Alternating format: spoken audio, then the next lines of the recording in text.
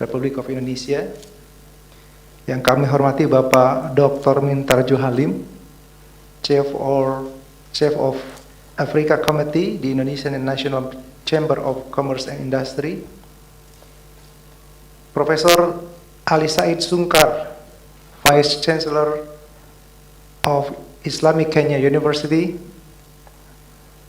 Honored guests, distinguished speakers, ladies and gentlemen. Assalamualaikum warahmatullahi wabarakatuh. Good morning. It is a great pleasure and privilege to welcome you all to this important seminar commemorating 45 years of bilateral relations between the Republic of Indonesia and the Republic of Kenya. Today, we gather not only to celebrate the long-standing partnership between our nations, but also to explore the opportunities for even greater collaboration in the years to come.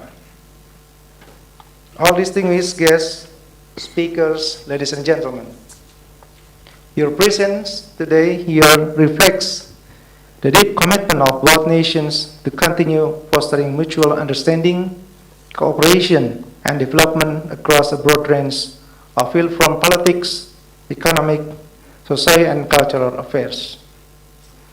Over the past 45 years, Indonesia and Kenya have enjoyed a dynamic relationship built on shared values, mutual respect, and common goals. Our two countries have worked together in multilateral forums, and we have strengthened our ties in key areas such as trade, investment, education, tourism, and technology. The seminar serves as a platform for us to reflect on this achievement, discuss new challenges, and identify new avenues of cooperation that will further solidify our partnerships.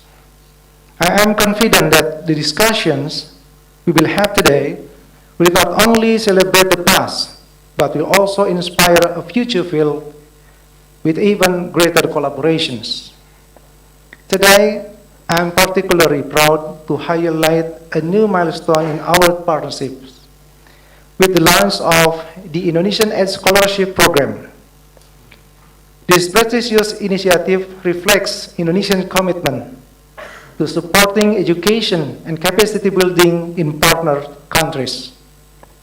I am thrilled to share that Universitas Pajajaran has been selected to host 14 outstanding awardees from various countries, including 9 awardees from Kenya.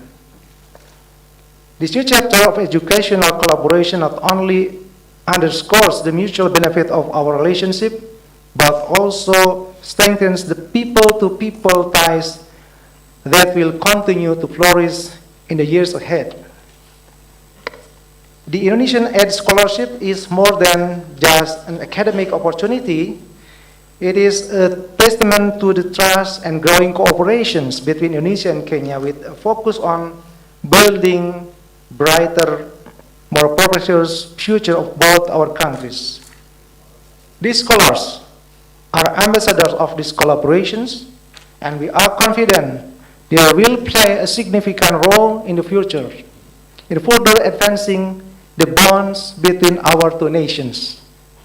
Finally, I would like to express my sincere gratitude to all the organizers, speakers, and participants for making this event possible.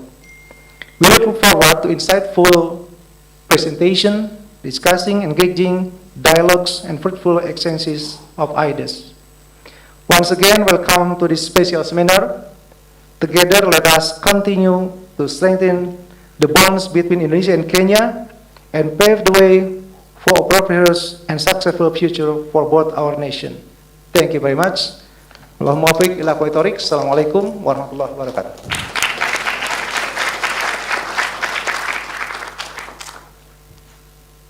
Thank you, Mr. Din, for the remarks. Distinguished guests, this event is organized by the Embassy of Indonesia in Nairobi with the Indonesian Ambassador to Kenya, His Excellency Dr. Muhammad Heri Saripudin, as the inspiration behind it. Let us warmly welcome him to deliver his remarks. Excellency, the floor is yours.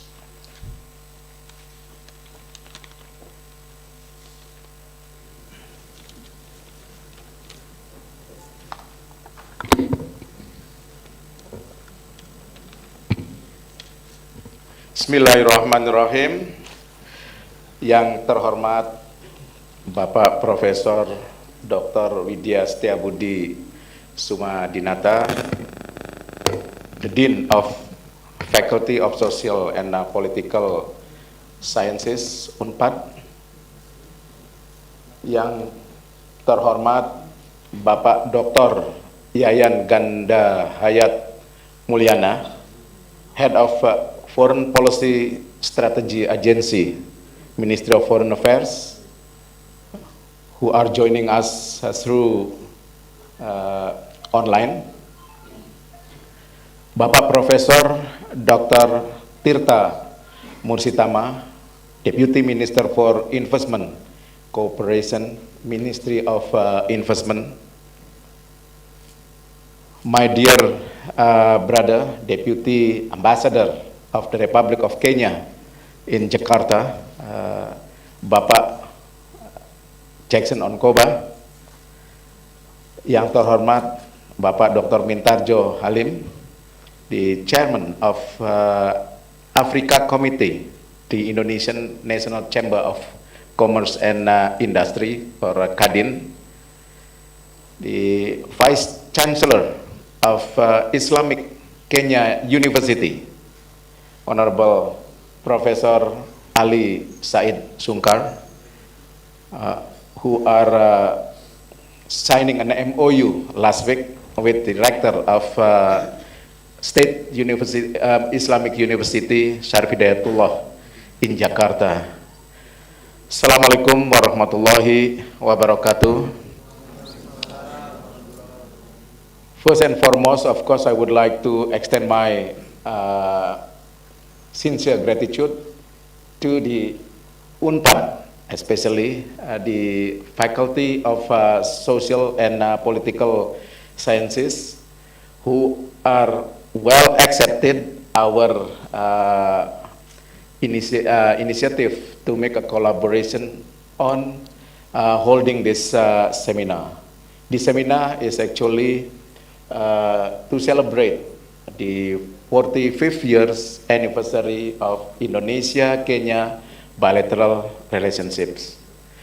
The second, I also have to express my special gratitude to all the resource persons who are, of course, will explain about not only their observations for the last 45 years on bilateral cooperation between Indonesia and Kenya, but also we do hope that from these deliberations came up with good and doable recommendations that can be further implemented for promoting our bilateral cooperations. As you might be fully aware that our long journey of bilateral cooperations, already 45 years, it means that our government signed up the diplomatic relations in 1979. But the Embassy of Indonesia in Nairobi opened up in 1982. Me, myself, as Indonesian, I must say that the 11th Indonesian ambassador residing in Nairobi. And luckily, last 2 years, on March 2022, the government of the Republic of Kenya inaugurated the Kenyan Embassy Office in Jakarta. And by that time, also from the academic sectors, signing an MOU between the rector of UNPAD and the Vice Chancellor of University of Nairobi. And as mentioned by our beloved deans, Pak Professor Widya, that our bilateral political cooperations already so much solid, and of course we are not such a kind complacent people, we have to do more than that. It means that when the political cooperations already established, we have to interpret to come up with concrete economic benefit for both countries. So during my administrations as Indonesian ambassador in Nairobi, our mission run by two pillars. One is economic diplomacy, and the second is education diplomacy. The economic diplomacy is mean that, of course, when we are talking about economic diplomacy, not only about trade, but also about investment, about tourism, about development assistance, and also about the services, including the opportunity on the open up the labor forces market. And then why the education diplomacy? It's very much open up my my mind when the first day I came in Nairobi, and I was invited at the annual business conference. It's a kind of Kadin in Indonesia. They have annual conference, and I was invited by the Kenyan Chamber of Commerce and Industry. And then I'm as ambassador. Of course, my function is to explain about the opportunity to do business in Indonesia. And then all of a sudden, from the audience, there's someone raised his hand and he said, "Excellency, excuse me, please don't laugh at me. It's very trivial question. Actually, where is Indonesia located?" That's make me, feel, to be honest, fail as the diplomat. So since day one, it's supposed to be make a concerted effort on the education. When we talk about education diplomacy, it's not only about formal education, but also informal education and non-formal education. And there are so many channels that we can make use to expose the Indonesia. So basically on that, and I'm the strong believers that when we invest in education, they are students today, but for sure in the next 20-25 years to come, they are going to be leaders, and they are going to be decision makers. And so I invest a lot in with the team, of course, on the education, and it's very important to bridging up between two countries. I don't want to explain how the way we assess for the last 45 years, because I'm afraid it's gonna be too narsis, kata orang-orang Indonesia ya. Jadi saya tidak mau narsis. Let people judge and let resource person judge, and we do hope that when the resource person, the panelists, we request not only assess for the last 45 years, but also how the way their perspective, how the way they look, where are both countries heading to for the next 45 years to come. And once again, I thank you very much to Unpad Civitas Academica, and also to every one of you who are coming here, and of course to all the students that I'm going to have in my class. I know that they are my student here. We are going to meet next week through Zoom, because tomorrow I'm going back to Nairobi. But anyhow, have a good and productive deliberations. And thank you so much. And wallahul muwafiq ila aqwamit thoriq. Wassalamualaikum warahmatullahi wabarakatuh. Excellency, we kindly request you to remain on the stage.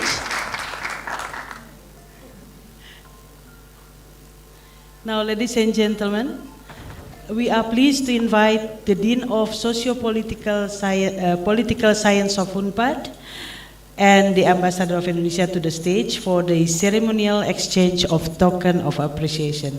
I would like to invite Professor Dr. Widya Setiabudi on the stage, please.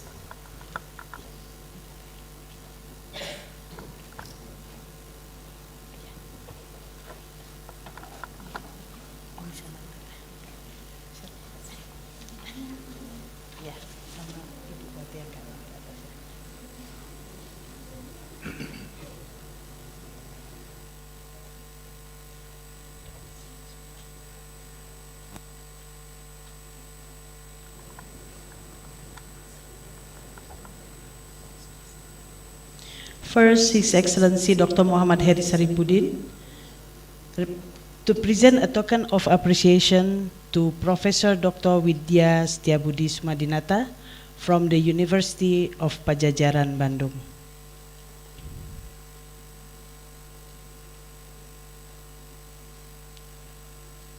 And Professor Dr. Widya Setiabudi Sumadinata present a token of appreciation to the Ambassador of Indonesia to Kenya, His Excellency Dr. Muhammad Heri Saripudin.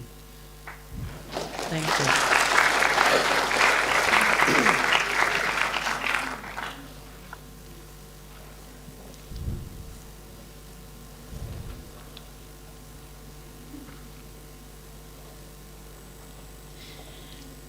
We now proceed to the main highlights of today's event. As a seminar to commemorating of anniversary of 45th years of diplomatic relations between Kenya and Indonesia, with the theme of closer relations, stronger cooperation. This will be preceded by a keynote speech delivered via Zoom by Dr. Yayan Mulyana, Head of Foreign Policy Strategy Agency at the Ministry of Foreign Affairs of the Republic of Indonesia. Now we invite Dr. Yayan Mulyana to take the floor. The floor is yours. Thank you very much. Bismillahirrahmanirrahim. Assalamualaikum warahmatullahi wabarakatuh. Salam sejahtera bagi kita semuanya. Shalom, Om Swastiastu, Namo Buddhaya, Salam Kebajikan. Good morning, selamat pagi, Wilujeng Anjing. His Excellency Dr. Muhammad Heri Saripudin, the Ambassador of the Republic of Indonesia to the Republic of Kenya. Mr. Jackson Onkoba, Deputy Ambassador of the Republic of Kenya to the Republic of Indonesia. My dear friend, Professor Dr. Tirta Nugraha Mursitama, Deputy Minister for Investment Cooperation. Dr. Mintaju Halim, Chair of the Africa Committee, the Indonesian National Chambers of Commerce. Professor Ali Said Sunkar, Vice Chancellor of Kenya University. And my dear friend, Professor Dr. Widya Setiabudi Sumadinata, Dean of the Faculty of Social and Political Sciences, University of Pajajaran, Bandung. Distinguished speakers and participants, ladies and gentlemen, Bapak-bapak and Ibu-ibu, it is truly a great honor to address this important seminar. I regret it so much that due to some circumstances, I'm not able to join you in this event in person. I highly value the fact that our seminar is being convened in the beautiful city of Bandung, the city that embodies the enduring solidarity, friendship, cooperation and partnership between Asia and Africa. Today, we convene this important program to anticipate and celebrate the flourishing relations between Indonesia and Kenya, following 45 years of diplomatic relations between the two great countries. When I was asked to give a keynote speech in this seminar, I agreed without hesitation to the organizers of this event. It is not without reason, for which I have at least two. First, the spirit of Bandung, built on the core principles of solidarity, friendship, and cooperation, continues to be a solid, relevant, and effective foundation for fostering better relations among Asian and African countries and resolving global issues of common concern. It is opportune time for us all to further enhance the cooperation between our two countries in particular and between Indonesia and Africa in general after the success of our second Indonesia-Africa Forum in Bali last month. Ladies and gentlemen, first and foremost, allow me to touch on the importance of Africa to Indonesia. From the moment our independence was proclaimed that birthed the existence of Indonesia, standing up for the principle of solidarity and equality among nations in the world has been the constant. This is clearly stated in the preambular parts of our Constitution and has been the basic tenet in the conduct of our relations with other countries in the world. Africa in particular holds a special place in Indonesia's foreign policy and diplomacy. As mentioned above in our Constitution, it is our common responsibility to preserve world peace and security. Hence, we see that the role of Africa in this matter is extremely crucial. Above all, the aim is not only to make this world habitable for us all, but more importantly, ensure prosperity on all fronts for humankind. Africa is and will always be a strategic partner to Indonesia. Its vibrant population, abundant natural resources, as well as flourishing human resources, is nothing short of potential. In the sense that it aids the determinant factors to bring more benefit for the parties cooperating and collaborating with it. It is well known that Africa has mineral resources that are crucial for the global transition towards the net zero carbon goal, such as bauxite, cobalt, graphite, lithium, manganese, and vanadium. By 2040, it is projected that the mining and mineral sectors will contribute to about $30 billion for the continent. In short, Africa holds the key to our present global economy, in the sense that it becomes the beacon for energy resources, notably renewable ones, provides a vast market and maintains the sustainability of the global value chain. Inversely, Indonesia is one of the members of the $1 trillion club, offers a consistent and firm model of partnership with other countries that include the countries in Africa. Indeed, Indonesia is Southeast Asia's largest economy, a genuinely rapidly growing powerhouse. Our main advantages and leverages for boosting our standing, among others, lie in our strategic geographical location, affluence of natural resources, and our young and talented workforce. Such are the key features that have aided us to become a nation that strives for excellence. Yet, whatever greatness we possess would appear zero should we not become a hand that contributes to a system that enables common growth and prosperity together. In this regard, we see Africa akin to our two brothers, sharing goals of value and equal partnership to develop together. We seek to boost our cooperation in this era that has undoubtedly changed since our founding fathers first met here in Bandung in 1955. Now, we must be able to create a national economy that is resilient and adaptive to generations of new technology. For example, it is urgent that we are able to embrace enhanced digitization and sustainable industries, like the electric vehicle battery production, in order to strengthen our position in the present world economy. I would like to take one example of our programs on the downstreaming of natural resources. As we know, the demand for mineral resources such as nickel is at an all-time high for the electric vehicle battery industry.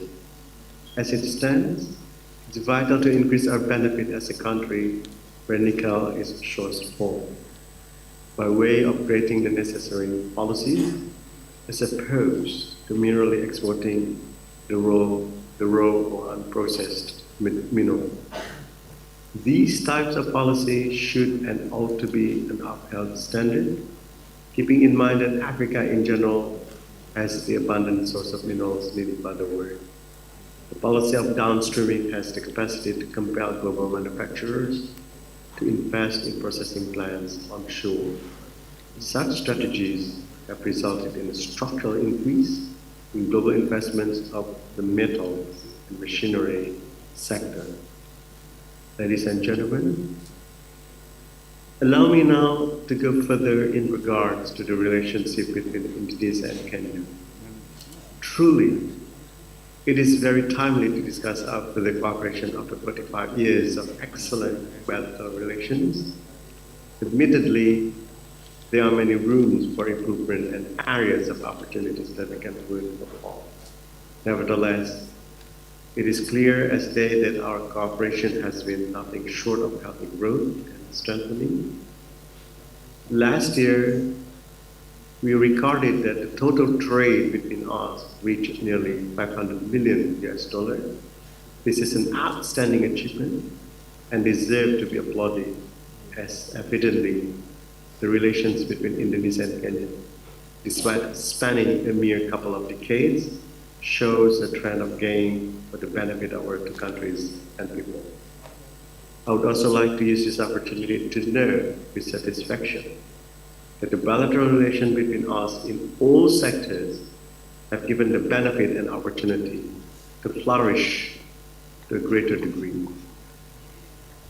We do have several bilateral agreements in various fields such as energy, mining, pharmaceuticals, investment promotion, education, and capacity building. And as His Excellency Ambassador Eric Sadwudi mentioned, that the embassy has been advocating two pillars of diplomacy, economic work, and education, all of which have paved the way for further collaborative efforts between governments, businesses, and educational institutions in each respective country. And just about 2 years ago, we welcomed the establishment of the Kenyan Embassy in Jakarta. This indeed marks the uplifting bilateral relations between the two countries. The signing of the Memorandum of Understanding between our two foreign ministers on bilateral consultation showed the depth and familiarity of our relations. Furthermore, we must recall on the state visit by our President to Kenya last year, emphasizes on how we will develop our strengthened relations. In the economic field, we also appreciate the efforts made by all parties, government and private sectors, to provide the momentum for increasing trade and investment between all. Various meetings have been held to discuss efforts to reduce trade barriers and expand investment opportunities, as well as the business forums and trade exhibitions that have been organized to connect entrepreneurs and investors from both sides. Indonesia has placed great importance on increasing the know-how and capacity of the related parties by way of providing technical assistance to Kenya in a wide array of fields such as agriculture, fisheries, education, and health. We have also provided numerous scholarships to Kenyan students to pursue their higher education in Indonesian universities. Esteemed audience, Bapak-Bapak and Ibu-Ibu, I took note of the objectives of this seminar, wherein it is to discuss shared challenges and opportunities in Indonesia-Kenya bilateral relations and cooperation, and to advance cooperation and partnership in various strategic areas of mutual interest to both countries. This is crucial, as after 45 years of our relations, it is now high time to commence asking, how will we go from here? And what exactly do we want to achieve? How deep we want to go, and how far we want to advance. As briefly explained above, the bilateral relations between Indonesia and Kenya have been on the right track and grows with every passing day. Yet we admit that there lie challenges in front of us that we must tackle in order to elevate our present relations.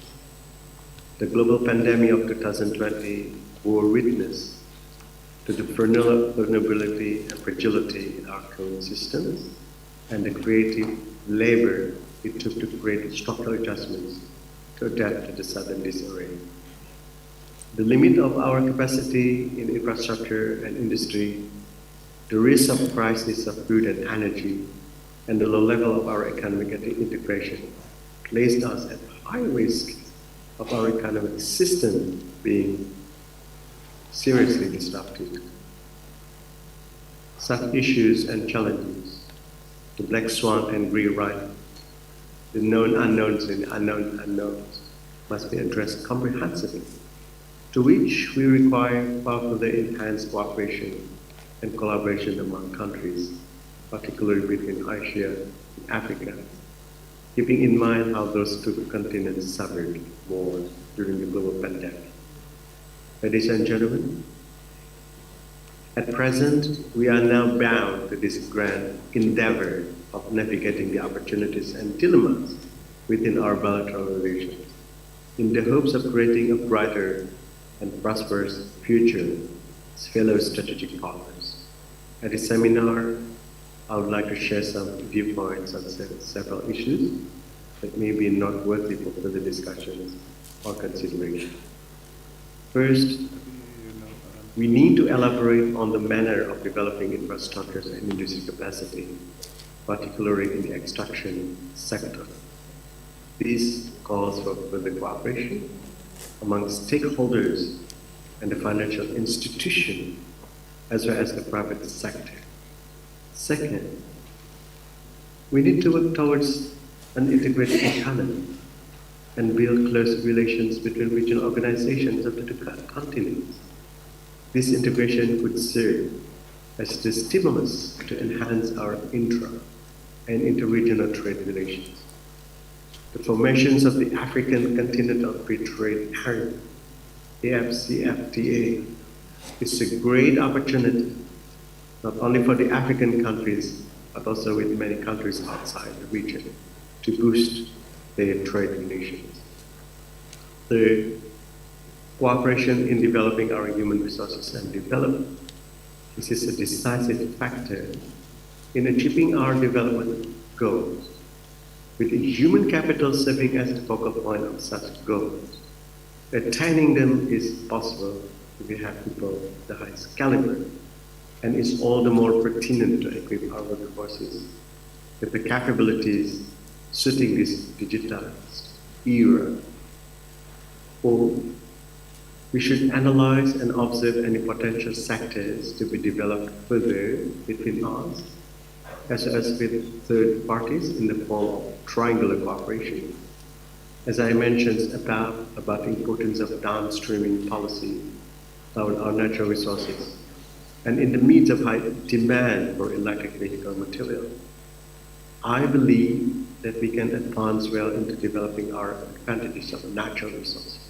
However, we must also consider the alternative, that is renewable energy sources, an example of being geothermal energy. Lastly, in order to enhance our partnership, we need to find a way to increase the inbound and outbound investment relation. It is a common knowledge that investment holds a substantial impact on the sustainability of our national economy and is instrumental in constructing our resilience amidst the precariousness and many regional crises around the world.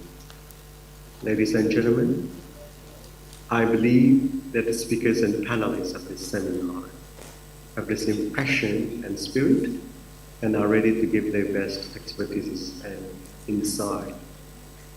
I believe that this seminar is beneficial and fruitful and will bring the foundations to develop further cooperation and relations and friendship between Indonesia and Kenya. Before concluding, allow me to recall what our first president, Sukarno, said during the opening of the Bandung Conference in 1955, that the importance of the conference is fresh approach to bear on the problem. And I believe that we gather here this morning, we also have in our mind that we need a fresh and sustainable approach to enhance our relations in the future, to benefit our peoples in all sectors and the peoples in our respective region. In another part of our President's opening remarks at the Bandung Conference, he said that we have heavy responsibilities to ourselves and to the world and to the yet unborn generation. With our work and efforts together, I know that with God's help, we can uphold that responsibility and deliver it. I thank you. Terima kasih.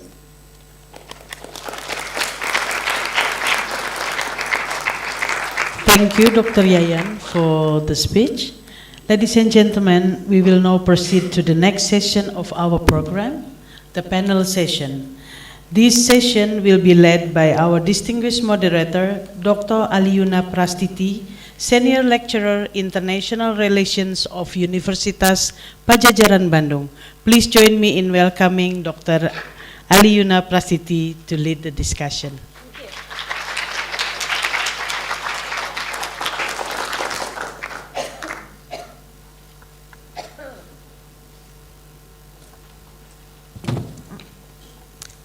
Good morning, everyone. Warm greeting from Bandung, Indonesia, to all distinguished guests, His Excellencies, diplomatic corps, academic communities, also invited guests from multiple stakeholders, and friends from media. I'm Aliuna Pratisti. I'm a lecturer in International Department, Universitas Padjadjaran.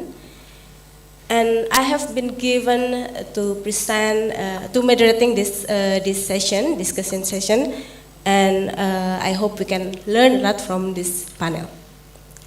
Today, we are here to celebrate the good relation of the two countries, both by sharing notice and taking remarks on the ongoing cooperation on politics, economics, and also social and cultural. We are lucky to have a panel of experts and practitioners who will give their insight on the prospect of advancing cooperation and partnership in various strategic areas to further fostering mutual interests of both countries. And without further ado, I will introduce and invite our panelists for today's discussions. For a political affairs panel, we have Mr. Jacob Onkoba, Deputy Ambassador of Republic of Kenya to the Republic of Indonesia. Welcome, Mr. Onkoba. You may take your seat. Mr. Jackson Onkoba is the Deputy Head of Mission at the Embassy of Republic of Kenya in Jakarta, also a current charge d'affaires to the Republic of Philippines. Welcome, Mr. Onkoba. Also, in political panel, we have Mr. Irman Gumilang Lanti, a senior researcher from Universitas Padjadjaran. Kang Irman, please.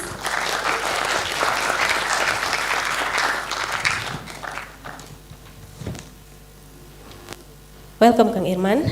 And in second panel, the economic panels, I invite Prof. Dr. Tirta Nugraha Mursitama, PhD, Deputy Minister for Investment Cooperations, Ministry of Investment, BKPM, the Republic of Indonesia. Please, thank you. Welcome, Prof. It is a pleasure to have you here.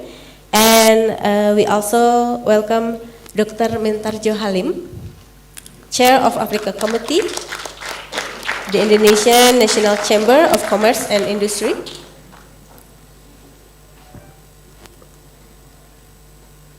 And we continue for a socio-cultural panel. We have two speakers who will share their insightful experience, and I would like to invite Prof. Ali Said Sungkar, Vice Chancellor of Islamic Kenya University, to take his place. And last but not least, we have also a panelist for the socio-cultural panel, Ms. Charity Naima. Please, you may have your seat.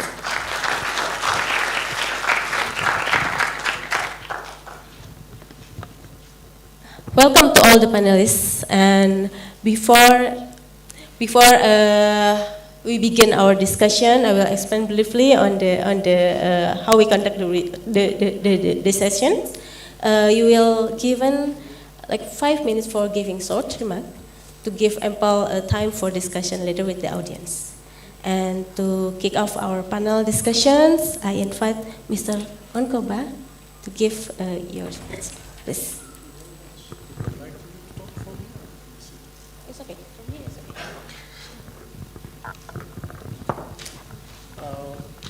Allow me to stand.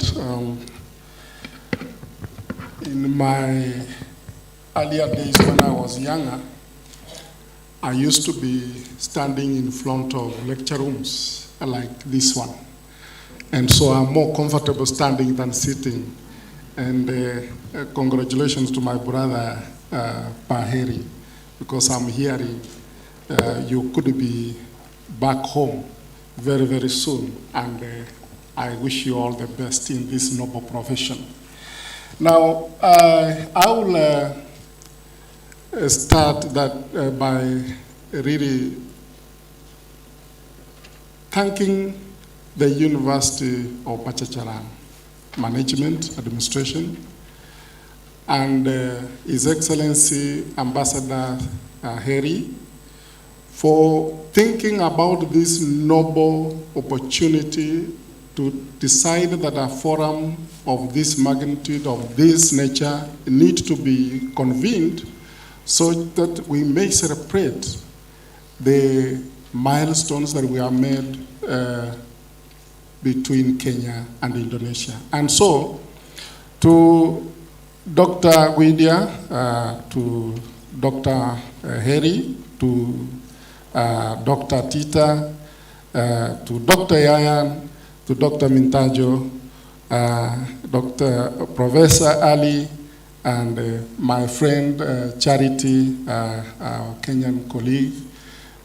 It's really a pleasure and a honor, ladies and gentlemen, to stand in front of you this morning, such that I could share in a very brief manner what strides we have made between Kenya and Indonesia. Many of the speakers who have spoken before have already highlighted much of my presentation, so my work is very simple, just to re-emphasize on one or two areas. And so allow me to say that Kenya and of course indeed Africa have got a long-standing relationship between themselves, starting all the way back from 1955 during the Asia-Africa Conference, or rather what we call commonly as the Bandung Conference. And, you know, it was at this time that most thoughtful and visionary leaders came together in Asia to think about how to liberate some of the countries which were still under colonial domination. And Kenya was among them, and later on we got our independence in 1963 from British colonial rule. And you are also very perhaps aware that the Bandung Conference laid a firm foundation for the start of the non-aligned movement, the group of G77 in the UN, and later on the Indonesia-Africa Forum, besides the Asia-Africa Strategic Partnership Forum and the South-South Dialogue. So our relations goes beyond the establishment of diplomatic relations. It goes to the roots of the struggle for independence. It has grown over the time. You have heard that we established the diplomatic relations around 1979. The embassy of Indonesia in Nairobi was put up in 1982. Kenya, on its hand, on its part, took a little bit of time, but finally we arrived in Jakarta in October 2021. and our first ambassador presented his credentials in December 2022. Since then, we have been focused on fostering and deepening Kenya-Indonesia relations through trade and investment in areas of agriculture, in mining, in fisheries, in health, education, skills development, capacity building, culture, and more importantly, people-to-people interactions. Now, to this end, we have also seen increased interactions and contact between our two lovely countries.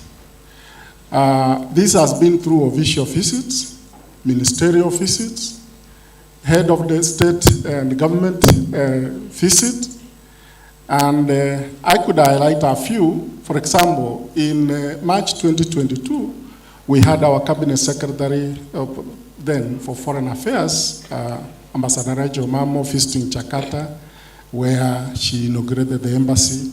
Later on in January 2023, we had His Excellency Paul Hood visit Kenya, and in May 2023, our Cabinet Secretary for Trade, Moses Kuria, visited Jakarta with a group of businessmen and women. Later on, we had the honor of hosting our President, His Excellency Joko Widodo, in Nairobi in August 2023, the first ever visit by a sitting Indonesian president, and we were really proud to have him make his maiden visit to Africa and first stop in Nairobi, Kenya. And during all these meetings, there were various instruments of cooperation that were signed in bilateral sector. For example, we had the MOU on political consultations, which Yayana has already mentioned. There was the MOU between University of Nairobi and University of Bachacharan, which you have already heard about from the Dean when he was making his opening remarks. We had the MOUs between our broadcasting corporations, that is in KPC, Kenya Broadcasting Corporation, and the Indonesian News Agency. We had an MOU between the Ministry of Energy of both countries, and to this end, let me just say that we have made very great progress in this sector. We are having Pertamina of Indonesia, both Pertamina Geothermal and Pertamina Gas and Oil, making big strides in terms of negotiations, deliberations, MOUs have been signed, and we are working towards making sure that there is a joint investment happening in Kenya in the field of the geothermal field. I can mention Longonot area in Kenya, as well as Suswa in Kenya, and this is very, very positive, meaning that we are upping the game. In terms of areas to do with the, biotechnology, medicines, and the manufacture of vaccines, Biopharma of Indonesia and Biofax of Kenya are working, and we are hoping that very soon there will be joint ventures in the field of medical innovations. I will mention more and more, but I think because of time, I will go straight and mention that even in terms of trade investment, we have made significant strides between our two lovely countries. And of course, the trade volumes are low, but there is a huge potential, and we know what needs to be done. And the discussions have begun in terms of perhaps establishing a PTA, in terms of making sure that those products that are sellable within Indonesia find a way in terms of reducing non-tariff barriers to making sure that the trade between our two countries continues being enhanced. And multilateral cooperation, I think we have done very well over the last 70 years, and I wouldn't want to delve into that. But I would like to emphasize the last point on people-to-people interaction. That currently, through Indonesian aid, we are looking at opportunities for Kenyan students to join various universities within Indonesia. And we have openings of about 50 scholarships so far that are on offer. And I also want to thank in a very special way, Muhammadiyah as an organization has already extended 30 scholarships to Kenyan students who are either joined already or are in the process of joining various Muhammadiyah universities within the Republic of Indonesia. Then we also have scholarships through Indo-Aid again and the Pelindo, Ministry of Transport. 10 scholarships offered to Kenyans to come and study with marine transport and marine science in various institutions. And I believe Bachacharan will be receiving soon 1 or 2 of those students coming over here. And that is all through the good work of His Excellency Ambassador Heri and our team in Nairobi, as well as partners within Indonesia. And we are looking forward to more universities joining. I am aware of the MOU between Pachacharan and the University of Nairobi. We would like to urge Pachacharan to continue this partnership with other universities. There are many more universities in Kenya which are interested in partnering with universities in Indonesia. And that way, we shall improve our human resource capacity. We shall have unique skills gained out of Indonesia that they can go back home and implement and perhaps improve the people-to-people interactions, trade relations, as well as our bilateral relations. So it's a pleasure talking to you. And if there are any questions, I would like to take them after this. And thank you so much for listening to me. Thank you very much. Thank you, Mr. Onkoba. I note a strong point on people-to-people cooperation. We can readdress the topic earlier in the discussions. Now we will have Mr. Irman to give his insight on political affairs. Please. Okay. Thank you, Aliuna, as the moderator. Good day, everybody. As they say in Swahili, Siku Njema. I'm glad to be speaking to all of you. Most of them are actually students, sir, and some of them are actually taking my class on Africa as well. Yes. So it is my great honor to be here today with the distinguished delegates from Kenya, as well as my good friend for close to 30 years, Pa Heri Saripudin, whom also used to be my host parents while I was renting his room in his house in Vancouver while I was studying there and everything. So I know Baheri and his family since a long time ago. So I was very glad when I was given this opportunity to actually say a few words about Indonesia and Kenya diplomatic and political relations. To complement what you've just mentioned, sir. I actually have prepared some slides. I don't know whether it can be as you know, as a lecturer, I'm not used to actually standing on lectern and everything, and it was like I think it's better for me just to sit down and while waiting for the slides to come on. You know, I'm very glad. I've been to Nairobi once and everything, and I think it is the most, you know, if I've been to several cities around the world, and I think Nairobi has got the best climate. Yes, it's like, it's not too cold, it's not too hot, and everything like that, and it stays like that all year round.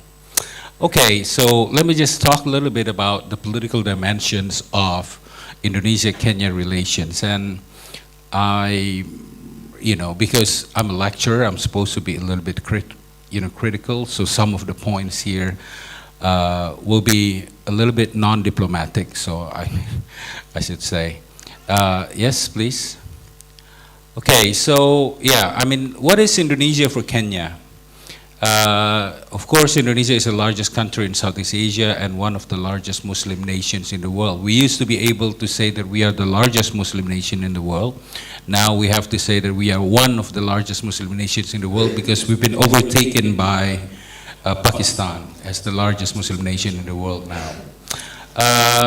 It is also poised to become one of the largest economies in the world in a relatively near future. So in about maybe 10 or maybe less than 10 years, but Tirta later on can probably say a little bit more about that and everything. We're going to become one of the top 10 nations in the world in terms of the economic size. And so as such, Indonesia plays an important leadership role in ASEAN, and ASEAN has around 600 million people.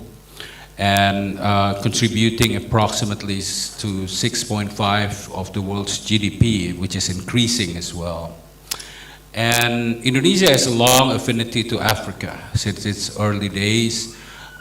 Not very far from here, of course, you know that there was a Afro-Asia conference in 1955, and you know, I mean, it's like, and it's one of the very first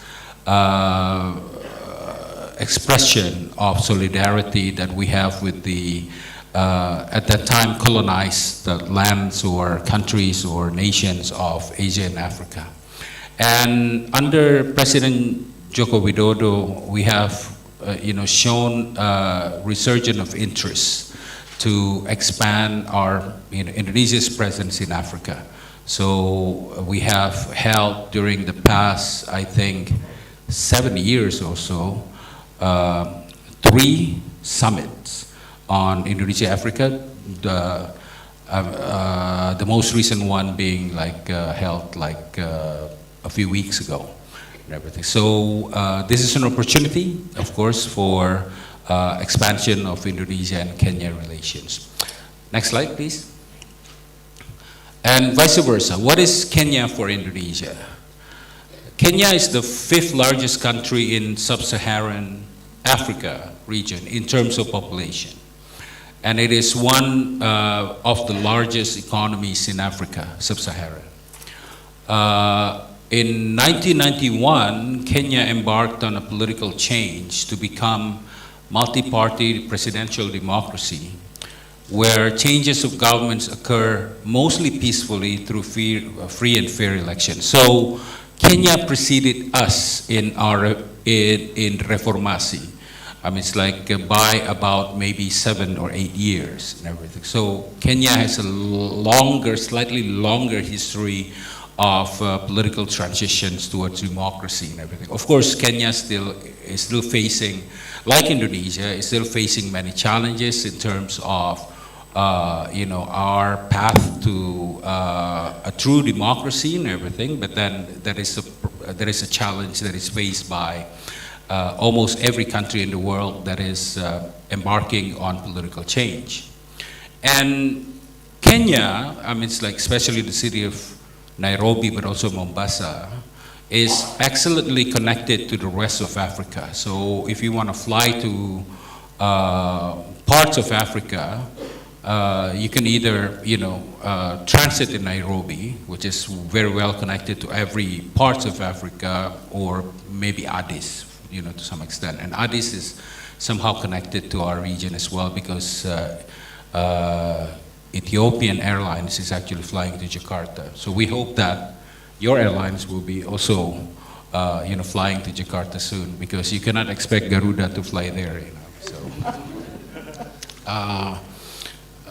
Garuda is just busy domestic flights and everything, you know, anyway. And Kenya plays an important, that's like, aside of being, you know, excellently connected, Kenya is also host of several UN headquarters, or headquarters of several UN agencies globally, and the UN headquarters in Africa. So I guess UNEP is also, the headquarters of UN Habitat is in Nairobi, and UNEP is also in Nairobi. So you know, one of Paheri's staff, you know, for instance, I mean, it's like dealing with the multilateral matters. I mean, it's like, because it is home to some of the UN. So pretty much like the ambassador in Vienna, or maybe in Geneva as well. And it is playing a very important leadership role in East African community. I mean, it's like with EAC. And EAC is one of the most progressive regional organizations in Africa. You know, together maybe with SADC in Southern Africa and everything. So Kenya is very important for Indonesia, and Indonesia should expand the diplomatic relationship and the political relationship with Kenya. Next slide, please.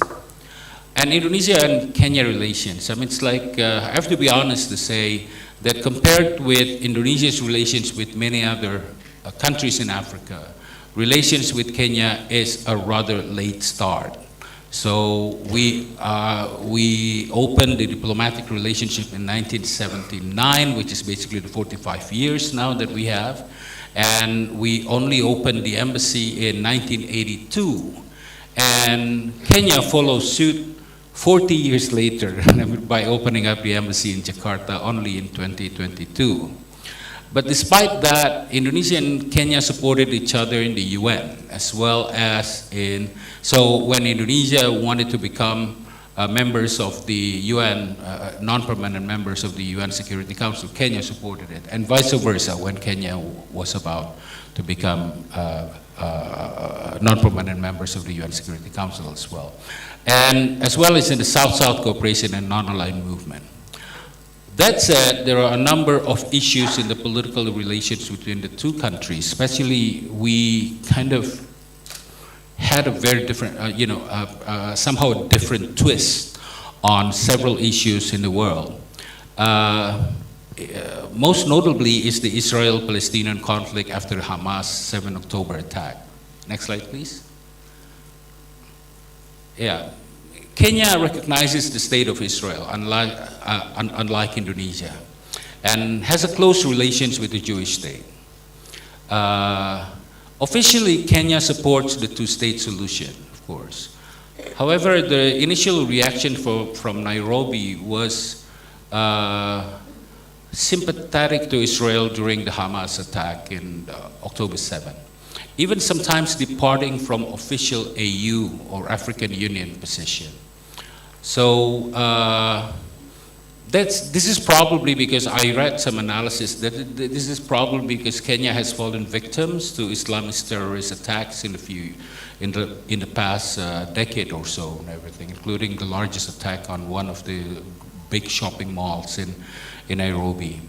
And in contrast, Indonesia took a staunch anti-Israeli positions in various international organizations. So, but maybe we should find more commonality rather than differences and everything like that, being that, both of the countries are actually, pro two-state solutions.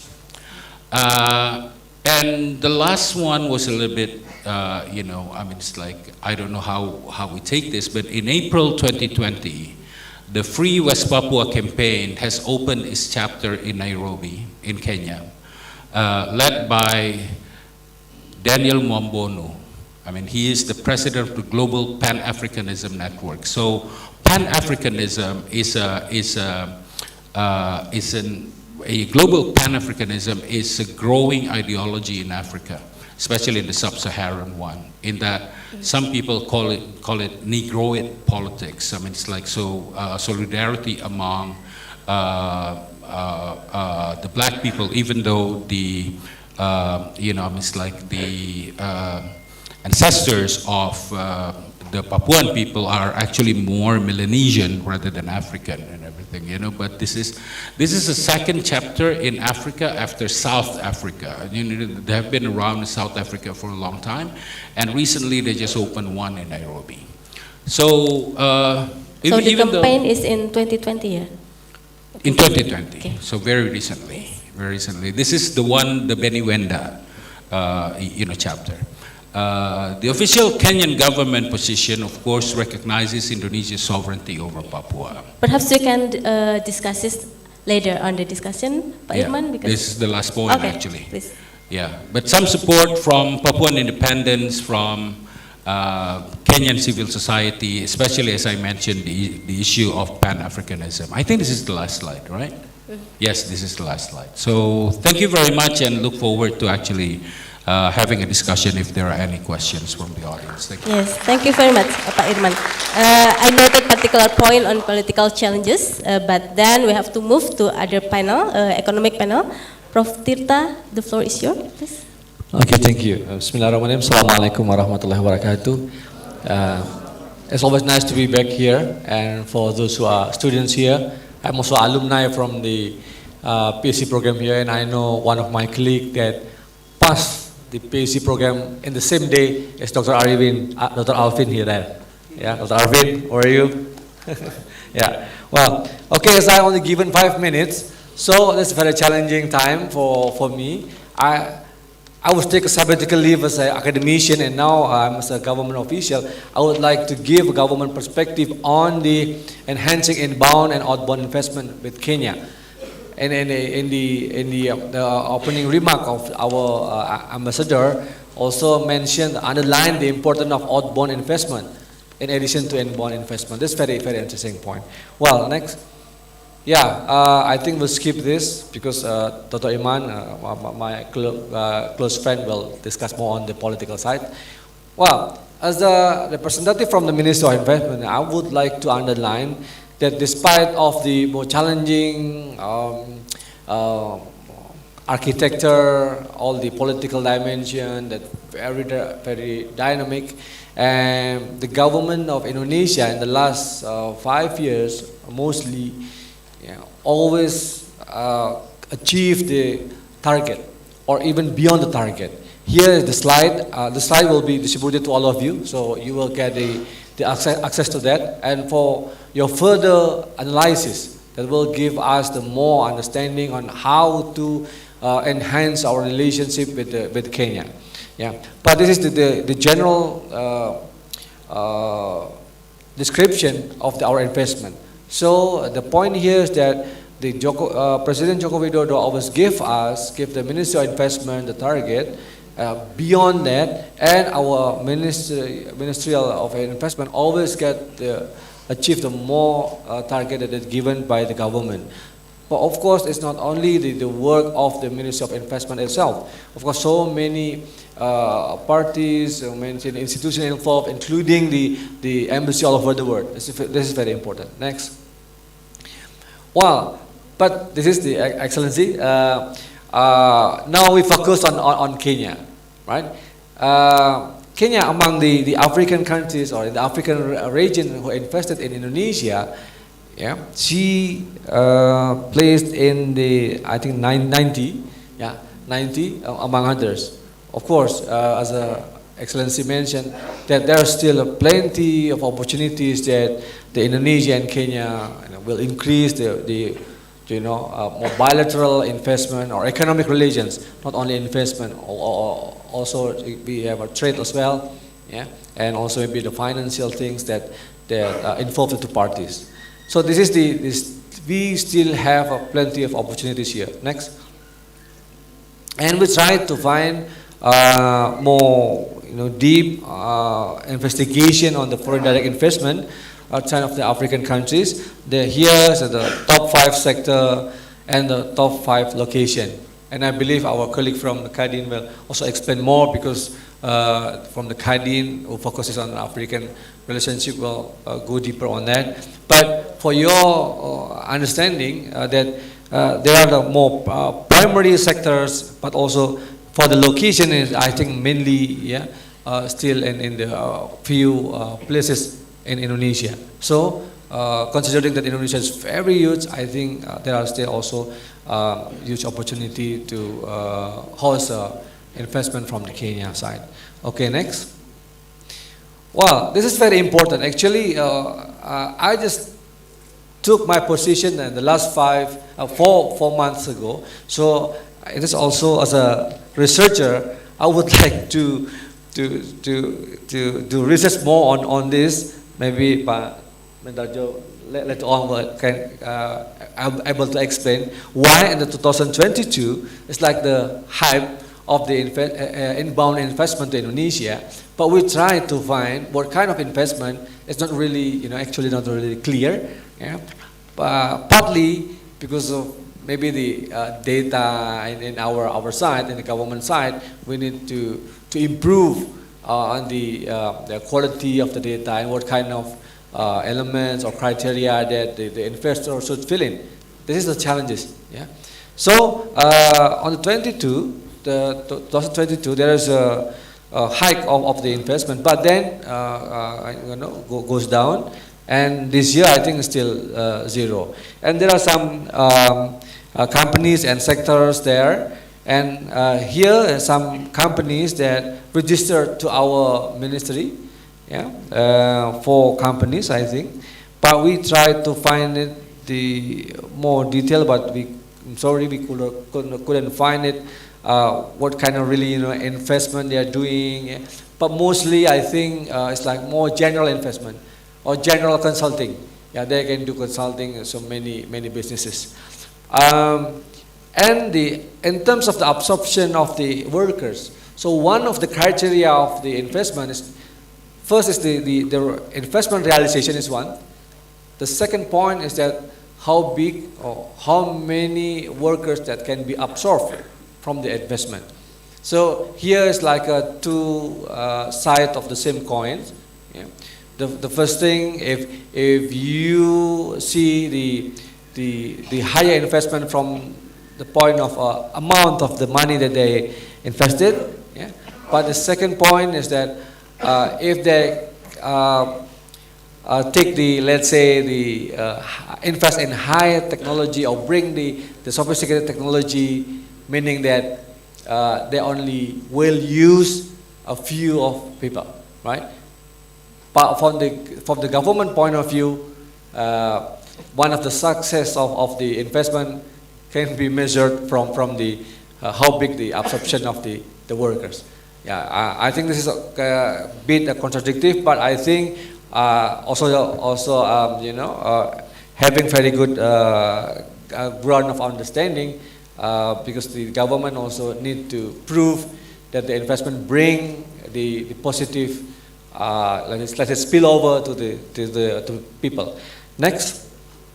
Well, this is the trade, and we still have a better trade relation compared to Kenya to Indonesia. Next, but I think it's one of the other points.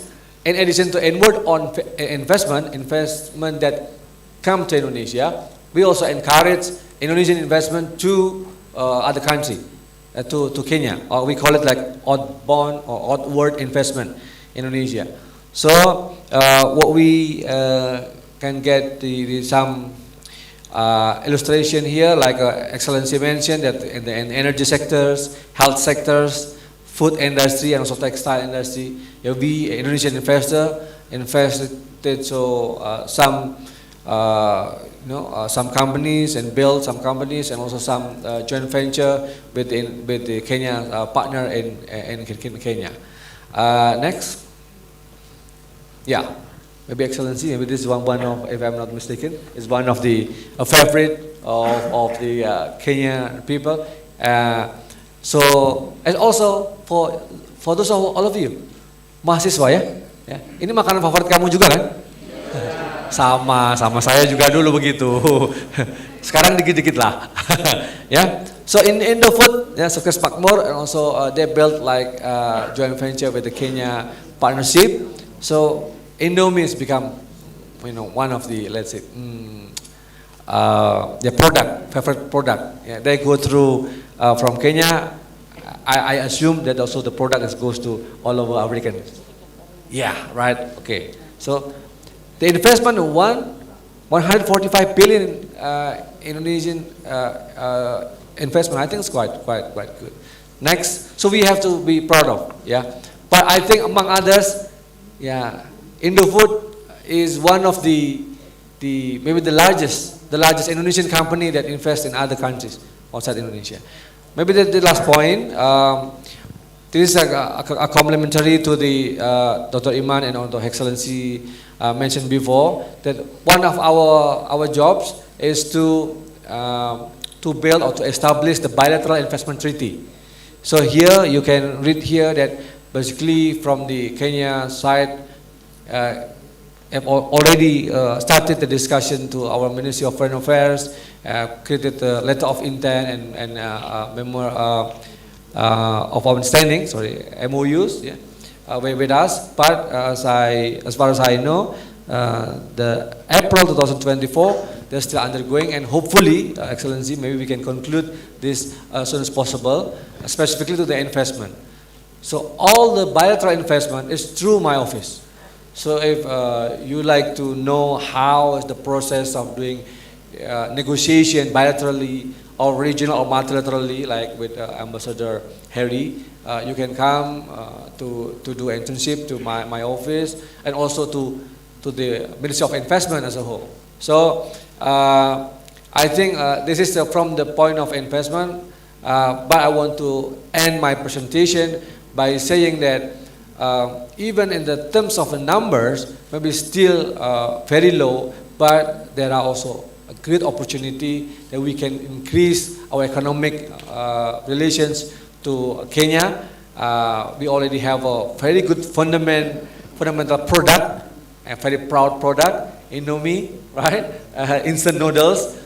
That maybe if you come to Nairobi, then okay, I come from Indonesia. Maybe they said, okay, kita makannya sama ya, Indomie juga. Well, thank you very much. Hopefully, I'm very happy to take a question from all of you. Thank you. Assalamualaikum warahmatullahi wabarakatuh. Waalaikumsalam. Thank you, Prof. Tita. And to student, don't worry, because Prof. Tita will provide the PPT later on to share. Thank you to share with our student. And we will continue to our next panelist, Dr. Miharjo. Please, the time is yours, Doctor. Yang terhormat, Excellency Bapak Dr. Muhammad Heri Safiruddin, Ambassador of the Republic of Indonesia untuk Kenya. Yang terhormat, Mr. Jackson Okoba, Deputy Ambassador the Republic of Kenya in Indonesia. Yang terhormat Profesor Dr. R. Widya Satya Budi Sumadinata dan Profesor Dr. Arif S. Kartasasmita. Para undangan, saudara-saudara sekalian, selamat siang. I will talk in Indonesia because you are more Indonesian. I will speak in bahasa. Thank you.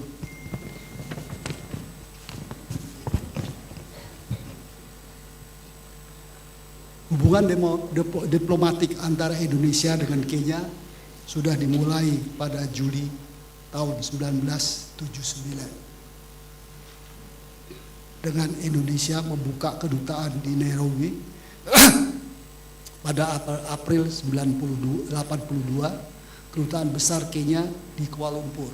Jadi bukan di Jakarta tapi di Kuala Lumpur, Malaysia. Pada tahun 2024, Indonesia dan Kenya mempererat hubungan diplomatik dengan program pertukaran mahasiswa. Duta Besar RI untuk Kenya, Muhammad Heri Safiruddin, menekankan pentingnya pendidikan dalam menjalin hubungan masa depan kedua negara. Tahun lalu, kedutaan besar Kenya sudah pindah dari Malaysia ke Indonesia, Jakarta. Hubungan diplomatik kita sudah berjalan dengan baik sejak tahun 50-an. Saya tidak terlalu banyak membicarakan masalah politik karena Pak Rizafudin lebih memahaminya. Hubungan ekonomi kita mulai sejak kurang lebih 10 tahun yang lalu. Hubungan ekonomi dan perdagangan antara Indonesia dan Kenya terus berkembang. Dengan Indonesia selalu mengalami surplus. Jadi kita ekspornya selalu lebih banyak daripada importnya. Bukan sedikit tapi cukup signifikan sekali.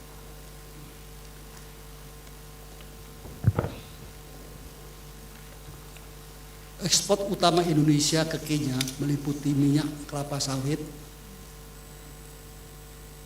tekstil, mesin kertas, dan baja.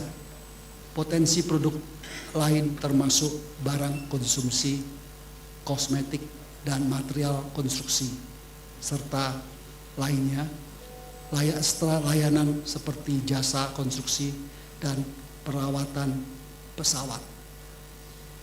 Jadi kita sudah ada perjanjian juga dengan kapal terbang tapi tidak jalan. Mestinya ada itu tapi perjanjian ada tapi yang dijalankan hanya perawatan pesawat. Indonesia sedang mempercepat implementasi perjanjian perdagangan provincial PTA dengan Kenya yang telah disepakati pada September tahun 2024 untuk meningkatkan perdagangan bilateral. Jadi sudah cukup lama kita bicarakan di daerahnya, tapi ini di daerah Afrika ini yang kedua. Jadi kita telah menandatangani PTA dengan Kenya, dengan Mozambik kira-kira beberapa tahun yang lalu. Kita sekarang baru mau membicarakan perjanjian PTA.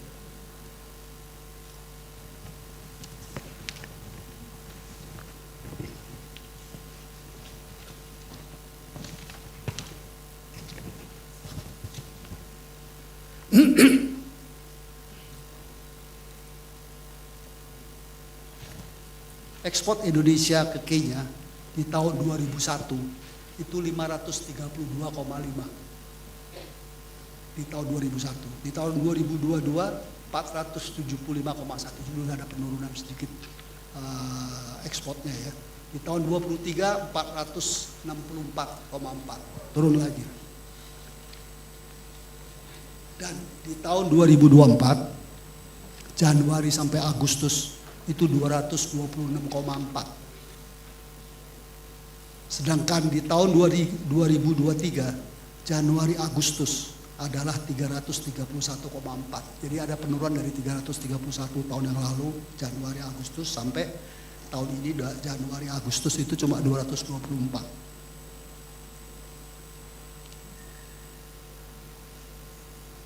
Jadi ada penurunan sedikit di tahun ini. Import di tahun 2001 itu 19,4. Jadi sama hanya 19,4. Jadi cukup besar sekali perbedaannya. Tahun 2002 32 juta. 2023 27,5. Di tahun 2024 sampai Januari sampai Agustus itu cuma 6,7 juta. Sedangkan di tahun yang lalu itu Januari Agustus 25,4. Jadi cukup besar sekali perbedaannya. Ini juga melihat ada tendensi menurun di tahun 2004. Mudah-mudahan tidak terlalu banyak. Ini disebabkan antara lain kalau dari kita dari pengusaha melihatnya karena Indonesia telah melakukan banyak kerjasama FTA atau PTA dengan banyak negara seperti ASEAN. Kita sudah ada FTA dengan ASEAN, China, Korea, Jepang, Australia, New Zealand, Pakistan, Chili, Mozambik, dan lain-lainnya. Sedangkan bea masuk di Kenya masih tinggi. Itu rata-rata 12%. Kalau di Indonesia rata-rata 6%. Karena kita belum lama ini 10 tahun lalu udah penurunan. Kalau nggak salah di tahun 2000 itu ada penurunan 50% daripada bea masuk. Pada umumnya barang kita yang mau masuk ke Kenya itu kena antara 30 sampai 45%. Jadi ini masih peninggalan dari zaman kolonial dulu ya. Jadi mereka masih banyak dijajah dari Eropa dan kita juga dijajah dari Belanda. Peraturan-peraturan yang di Kenya di luar daripada tarif bea masuk itu dan di Indonesia harus juga diperbaiki.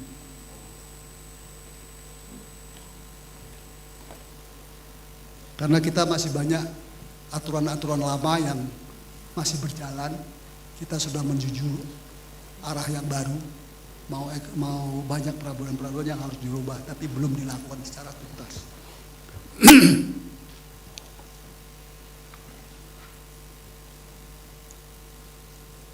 Karena masih banyak peraturan-peraturan yang harus diperbaiki. Sedangkan kita mungkin perlu import untuk dalam negeri. Jadi ini juga tidak mudah karena kadang-kadang kita tidak boleh import. Kalau perlu pemerintah yang beli untuk barang-barang tertentu. Dan ini harus ada perbaikan-perbaikan untuk lebih terbuka. Juga untuk meningkatkan kualitas. Jadi sebenarnya kita beli kopi, kita banyak kopi di Kenya juga banyak kopi. Tapi kita bisa membeli kopi itu untuk kita jual ke pasar Afrika di ASEAN dan juga negara-negara lainnya. Kita kan udah free trade dan juga bisa untuk meningkatkan kualitas. Jadi kita campur dengan kopi Indonesia untuk meningkatkan. Nah, kita harus atur di pemerintah bagaimana tidak merugikan di dalam negeri, tapi kita bisa mengembangkan ekspor industri kita, yaitu tenaga kerja dan sebagainya yang kita tingkatkan. Itu yang harus dipertimbangkan. Dan untuk menjual ke negara-negara lainnya, seperti kakao kita masih banyak import dari Eropa, dari Afrika. Kopi, teh, kacang mete, sesame seeds, mineral ini masih baru terakhir ini, mungkin baru 2-3 tahun ini kita kembangkan untuk mineral. Tapi mineral juga masih banyak tantangan karena kita masih banyak aturan-aturan yang kita tidak boleh import karena kita di Indonesia juga banyak mineral. Jadi itu yang harus diperbaiki juga. Medikamen dan juga satu yang saya sebutkan perbankan atau keuangan.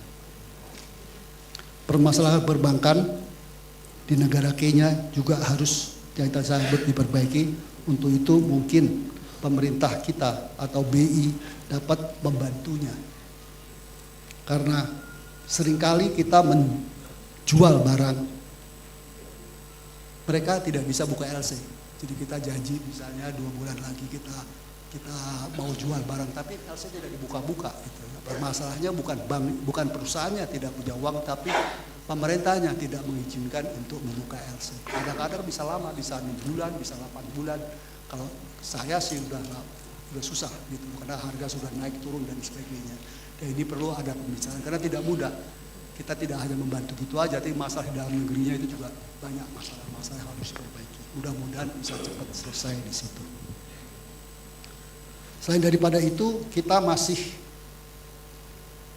banyak membeli barang-barang Afrika melalui perusahaan Eropa atau Amerika. Jadi kalau saya beli kapas, saya tidak membeli dengan barangnya, saya beli dari Eropa, dari Afrika. Tapi LC saya bukanya, kata saya belinya sama Eropa Amerika, saya buka LC-nya itu ke Eropa Amerika. Dari sana nanti mengirim barangnya dari Afrika.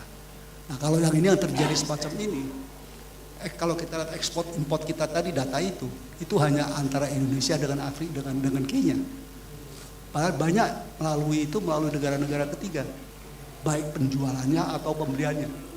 Jadi kalau kita beli itu bukan hanya kapas, tapi cuma masuk tembakau. Dulu kita banyak beli tembakau dari Zimbabwe, tapi sekarang sudah banyak dialihkan ke negara lain karena masalah kualitas. Kakao, terus oil seeds, dan lain-lain.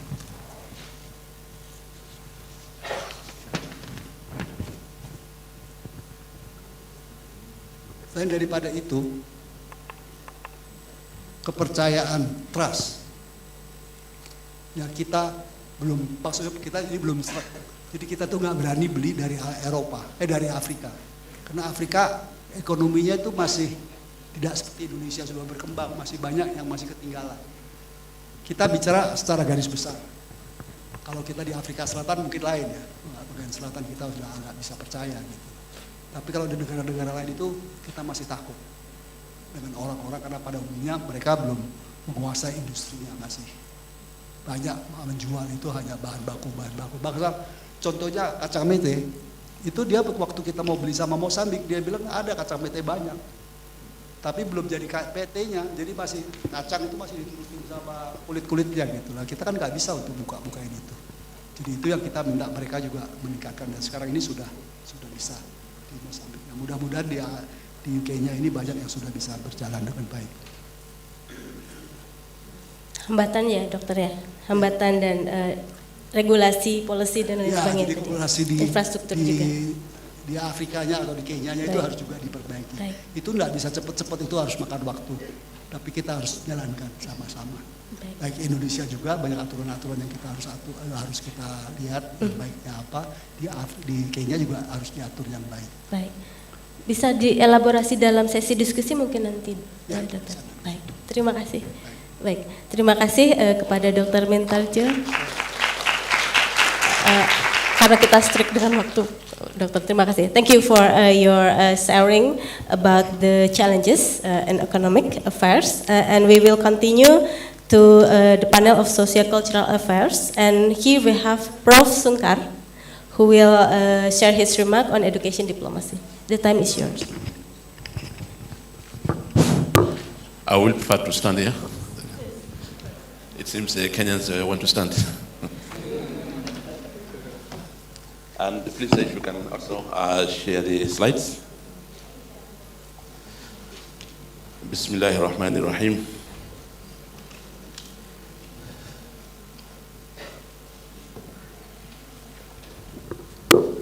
Alhamdulillah Rabbil Alameen. Wassalatu wassalamu ala Rasulil Ameen wa ala alihi wa sahbihi wa man wala ila yawmiddin.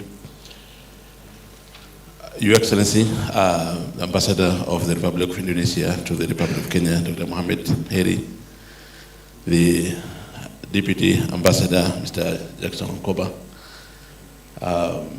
members of the panel, the keynote speaker, Dr. Yayan,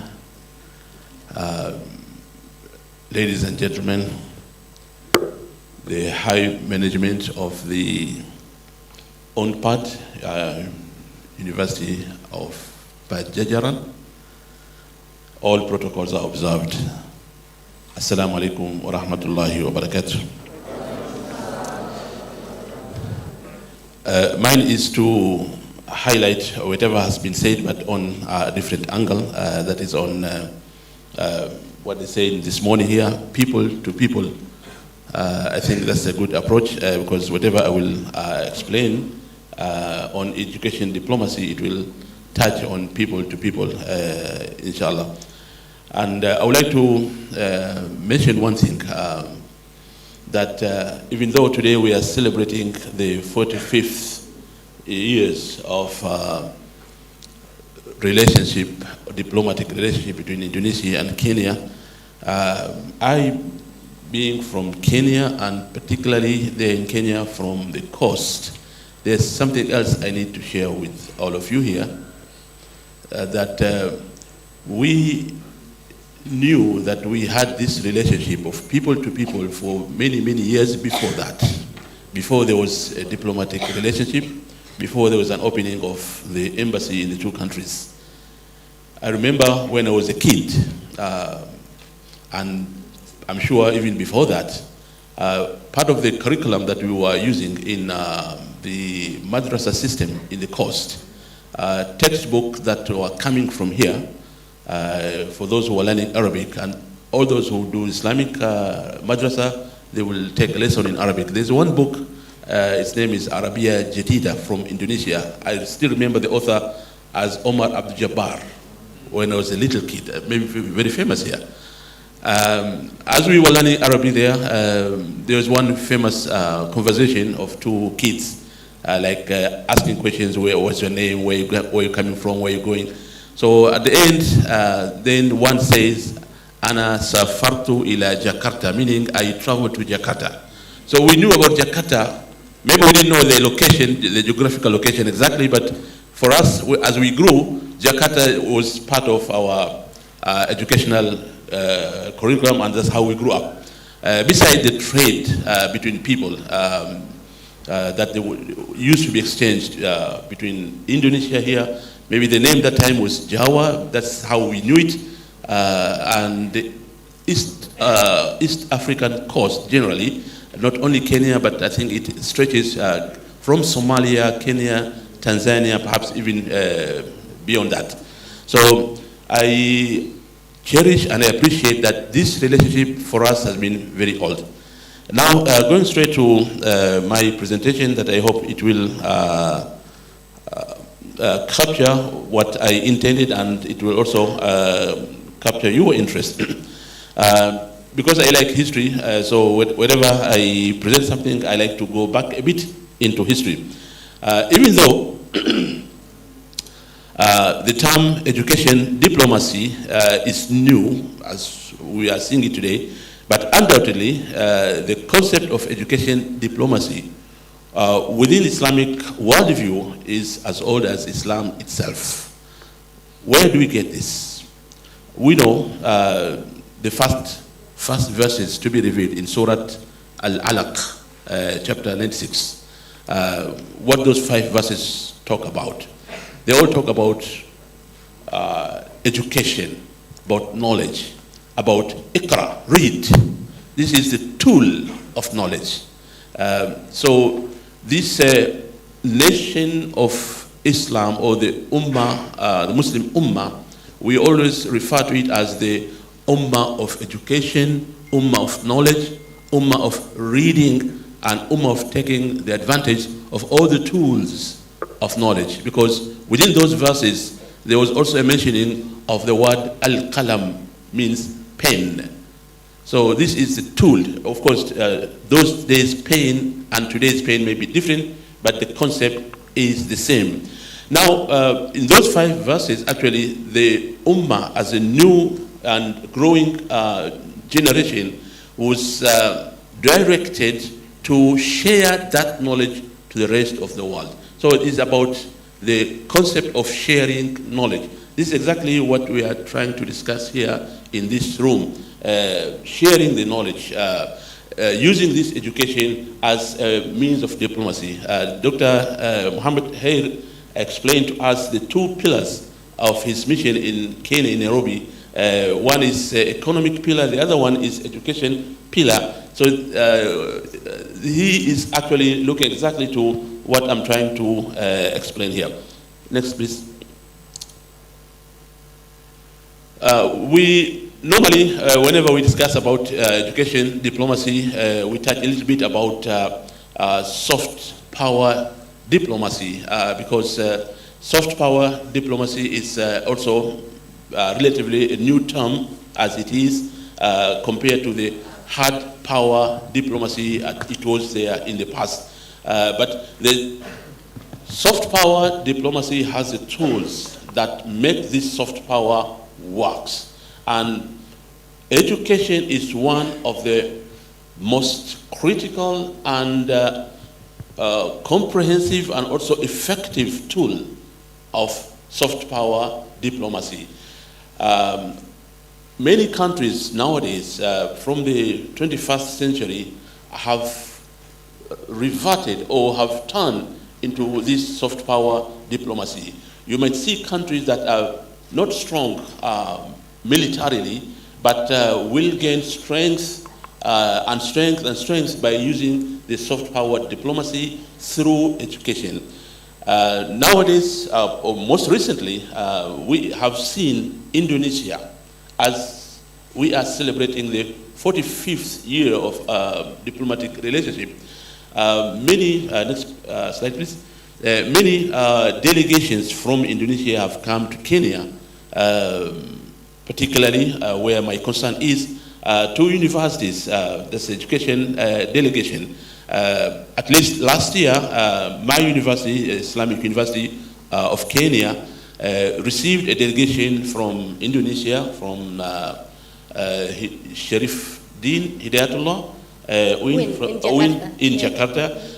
And since then, we have been discussing, talking with the help, of course, of the embassy and the embassy officials. I would like to extend my gratitude to Dr. Mohammed Heri and his entire team, Mr. Wisnu and the team. I don't see him now, I think he was here.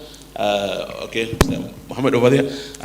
They played a very key role in bringing us together until the MOU was developed between us and UWIN. And when it was about to sign, after the MOU had passed all the stages of our internal organs for approval, the suggestion came from the ambassador that since there will be a celebration of the 45 years going to be held here in Indonesia, why don't we make the signing ceremony to be in Indonesia? And I said, mashallah, thank you very much. That will be a great and wonderful idea. It will give me also an opportunity to come and see Indonesia for the first time in my life. Even though I have been saying, it is my first time to be in Indonesia, but Indonesia has been inside me for a long time ago. Thank you, Prof. Maybe you can show them. Inshallah. And The tool of soft power diplomacy, as I explained, is education, which is the most effective. Nowadays, these tools is being used as, or it can be used as a form of scholarship awards. I think this is what Indonesia is doing, and I'm here also to solicit for more scholarships for Kenya, and particularly for my university, for my graduates who will finish their undergraduates. They could come here and do their masters and PhD, so that they can continue building and strengthening this bilateral relationship on people-to-people basis. Also, Indonesia could send their students to Kenya, so that this bilaterally becomes stronger on both sides. So I think this is the area that we can go and deal with it and work on it. And I appreciate once again the opportunity for me to come here to Indonesia, to come to Bandung. Since I came here, I have learned so many things in Bandung, and all my appreciation to the ambassador, to his team, and to the management of UNPAD University for hosting us and for hosting this wonderful audience and participants. Thank you very much. Assalamu alaikum wa rahmatullahi wa barakatuh. Waalaikumsalam. Thank you, Prof. Sungkar. And we will have our last panelist, Miss Charity. The time is yours. Allow me to be seated. Thank you so much for this opportunity. The Ambassador of the Republic of Indonesia to Kenya, His Excellency Dr. Muhammad Heri Saripudin, Deputy Ambassador of the Republic of Kenya to Indonesia, Mr. Jackson Wankoba, Deputy Minister for Investment Cooperation, Ministry of Investment in Indonesia, Professor Dr. Tirta Mursitama, Head of Foreign Policy Strategy Agency, the Ministry of Foreign Affairs Indonesia, Dr. Yana G.H. Mulyana. I hope I'm pronouncing them correctly. All protocols observed. Selamat pagi. It's a great honor to be here in front of you and to speak about strengthening Kenya-Indonesia relations through education. I'll be brief. I know that time is not on our side. So I'm a media professional for the past 7 years until I decided to pursue my education in Indonesia. I got a scholarship under UE grade, so I'm now currently studying international relations at Universitas Indonesia, S2. And when I want to highlight what education cooperation is able to do between Indonesia and Kenya. And one of the most important thing I'll highlight is that it actually drives innovation among the youth, and mostly because education is a powerful tool that not only invests in our personal development, but also on our diplomatic ties and development of our nation. So I'd say, I think something is wrong with the presentation. No, the previous slide. There's a famous quote by Nelson Mandela that says, education is the most powerful weapon which you can use to change the world. So it's very important to invest in education. So why education? Next slide, please. We've seen growth between Kenya and Indonesia recently, as has been highlighted by many of our panelists before. Growth of, unlike previously, before we had an embassy here, there were not actually many students collaborating or actually coming to study in Indonesia, but we've seen that number grow exponentially, as has been highlighted. Recently, there are over 100 students in Indonesia from Kenya studying on scholarship, which is a good and actually a good start and a good progress. And the good thing is that these numbers are expected to double in the coming years. That's why you can see the signing of the MOUs that are happening, so that there can be more and more exchanges between the two countries. So I'd like to actually encourage, I know there are Kenyan students who are watching on YouTube, to apply for scholarships that were previously highlighted here. There are so many of them. The Dharma Siswa, the KNB, TIAS, and others that are offered for both master's undergraduate and also doctoral. Next slide, please. So the role of education in strengthening bilateral trade and diplomacy. I've seen this through my personal experience. So other than, and like before where relations between the two countries were majorly on economic, now actually the embassy of Indonesia, one of the pillars is education, yeah. So it has worked for me in that what happens is, as I came here, my mind has been opened up to many in opportunities, not only in studies, but also in trade and also in economy. I will, maybe through the discussion we can highlight that. There's also been a lot of cultural exchanges, which I've had to learn, having to learn more about batik making, and then hopefully that we can take that also to Kenya. So because of time, I can see you're pressed with time. I'll stop here and we can discuss more through questions. Thank you so much. Thank you so much, Ms. Chanti, for your understanding, because I keep giving you a code. Thank you. And we will go to the next session of discussion because we have a limited time. I will only invite 2 questions from audience. Here, there? Okay, and here. Please, and gray hijab, please.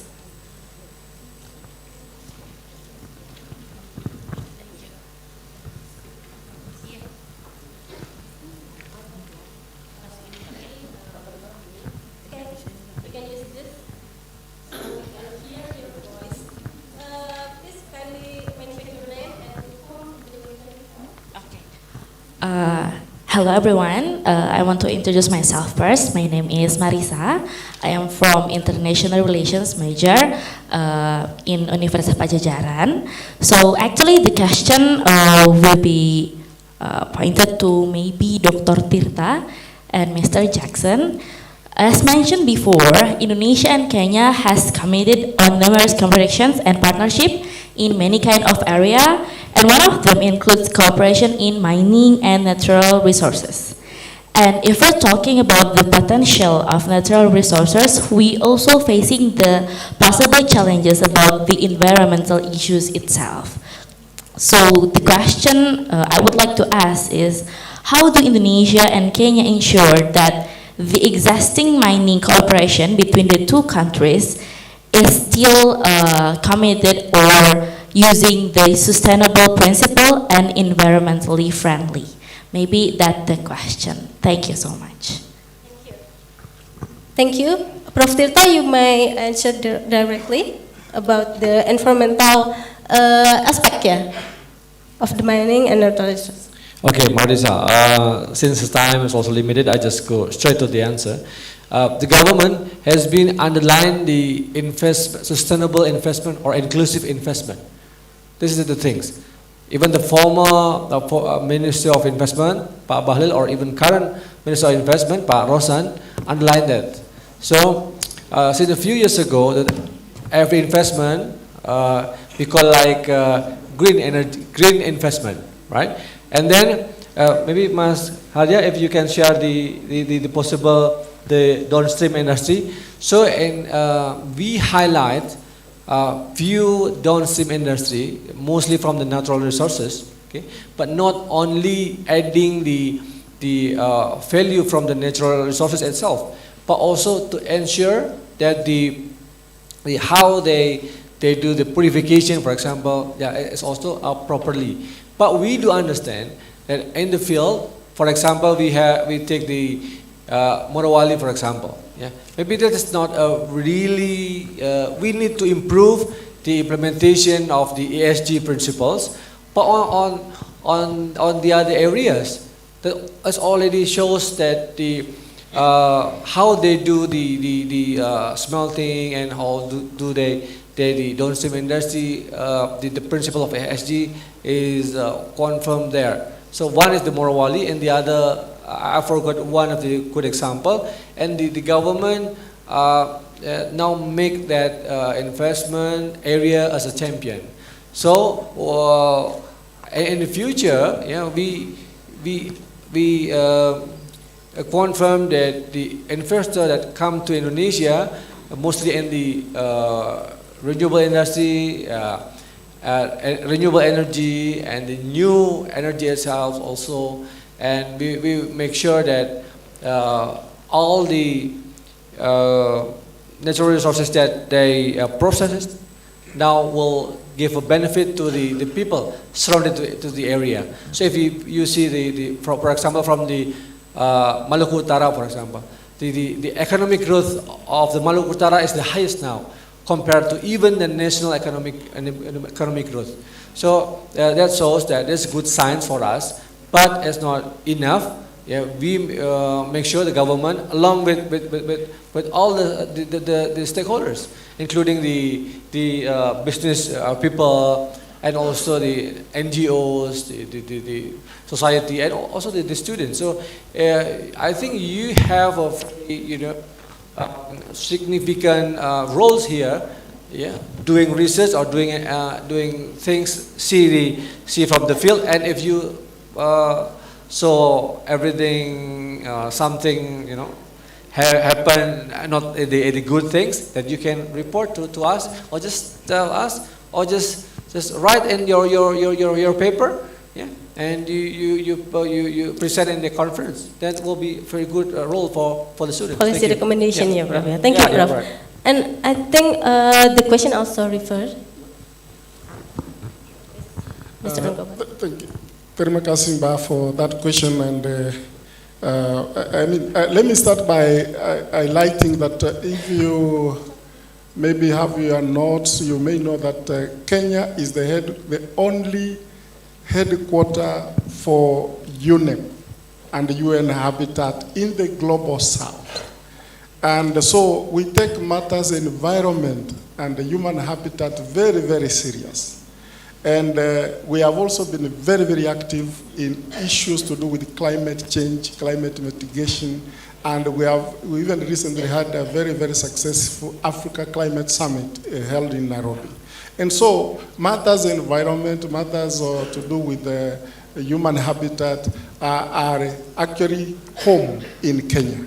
And so these are issues we take very seriously. We have, as a country, we continue investing, making sure that things work for our humanity, and making sure that we do not destroy the environment.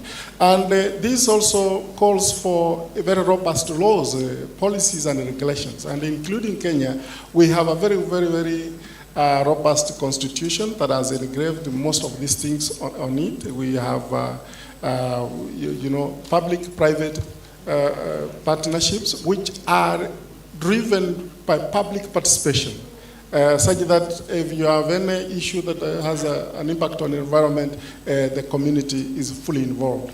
Likewise, we do have an agency that governs issues to do with the environment, and a regulatory body called the National Environmental Management Authority. So these are things which are taken into consideration, and be rest assured that any investment between Indonesia and Kenya is grounded and sustainable and takes care of the environment. Perhaps, moderator, if you allow me just to let me mention something here. Earlier on, you mentioned about commercial flights between Kenya and Indonesia. This is something we are working on, not only with Indonesia, but the region generally. And our national airlines still have no capacity to fly to each other's country, but we are using partners and friends to make sure that we increase the people-to-people interaction, because if we are bringing students here, I don't want the students to spend all their money in flights. We rather have more of this frequent community, and then more Indonesians will also be visiting Kenya more often. And this is something we are working on with the mostly airlines which are more stable for the region. And for clarification, if you may allow me, there was a mention here in terms of the global African Pan-African network. Let me clarify that there is no such an office for the Free Papua movement in Kenya. That is not. I think perhaps my good friend Professor may have picked that from a selfie from a newspaper cutting and an activist who wanted fame and used that opportunity, perhaps when he visited a friend privately in Nairobi, to put it on online, and then it's misinformation. Clearly, there is no such, and the government of the Republic of Kenya respects the sovereignty and integrity of the Republic of Indonesia to govern itself and manage its international affairs. And so will never, even the principles of non-aligned movement, the chief group of citizens, all those principles and tenets that we ascribe to, and we respect Indonesia as a true partner, and we will continue doing so for a long, long time to come. Thank you very much. Thank you. Thank you so much, Mr. Nkoba. And that's also addressed the political discussion earlier. Thank you. Okay, the second question, and please make it short. So, good afternoon. My name is Demetrius Diota, but you can call me Dio. I am another international relations student. First and foremost, I'd like to thank the moderators for this wonderful one and only chance that I've been bestowed. I would like to ask this question. It may not be completely in line with the previous lectures, but nevertheless, it piqued my interest the most. I'd like to ask this question for the lecturers in general, if I may, so here goes. How have Indonesia and Kenya cooperated so far regarding environmental restoration, conservation, and forest management? Will there be further discussions on this matter between the two states, as it is worth noting that Kenya and Indonesia are currently facing the same issue of deforestation? That is all, and thank you. Okay, thank you. About the cooperation and environmental, yeah? Okay, yes. Thank you, Deo. I think we will go to social and cultural, and Dr. Min Tarjo, perhaps you can address also the questions, if you may. Yes. To Dr. Min Tarjo, and perhaps later to Prof. Sukarif. Jadi kalau saya melihatnya tidak terlalu banyak ke isu itu, karena kita anggap itu banyak yang I'm sticking in English ya. Because a lot of those issues are used by the American or the European about sanction and so on. I think Indonesia and Kenya, it should be not the case. Actually, we don't do also description on those things. I think basically that's the case. So we don't talk about that issue with Africa. We are only against the European. That's because we are not discussing about the PTAs only for 7 years. It's not yet done. So, but congratulations for Kenya, because they already signed the FTA with Kenya, with Europe already. So that's the principle only. Thank you. Thank you, Dr. Mintarjo. And please, Prof. Sukar, for the last response to the audience, please. The Deputy Ambassador here has mentioned that Kenya being the host of UNEP, that means Kenya is taking the issue of environment very, very seriously. I want to emphasize on that. Last year, the Kenyan President, His Excellency Dr. William Ruto, declared 10th of October from last year and this year, just when I was here, this is the Environmental Day in Kenya. And when he made the announcement last year, he made a plan to plant 15 million trees. That again shows Kenya is very serious on tackling and facing the issue of environment and environmental afforestation. So you can bank on that, that we can work together. I also understand, since I came here, that Indonesia and Indonesians are very keen on planting trees. On my last visit to UIN, the core values of the university, they said, or they told me, and I repeated because it was in the recording, it's innovation, green and humanity. So they emphasize on. So I think Kenya and Indonesia are on equal footing when it comes to environment, and we can move on in many other areas together. Thank you. Thank you, Prof, for the response. And equal footing, yeah. That's the strong point you give to us. Thank you, and we've come to our end of this panel discussion. Please give a round of applause to our panelists. Thank you so much. Thank you again for the panelists, and thank you for audience for participating in our discussion. It's not my place to make a conclusion from this enriching sessions. So I will close this session by quoting a line from a Kenyan national poet named Masere Mugo. The title is I Want You to Know. I want you to know how carefully I water the tender shoot you plant in my little garden. Like I want you to know of joy and love that shall be our daily harvest song. Thank you very much. Happy 45th commemoration of Indonesia and Kenya. Ladies and gentlemen, I would like to take a moment to express our sincere gratitude to Dr.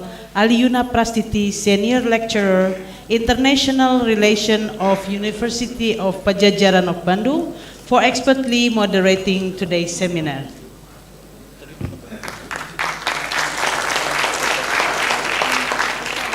Distinguished panelists, on behalf of the Universitas Pajajaran, Vice Dean of Learning, Student and Research Affairs, Professor Ida Widyaningsih, pleased to present the token of appreciation, as well as to His Excellency, Dr. Muhammad Heri Saripudin. Excellency, may you please kindly join to the stage.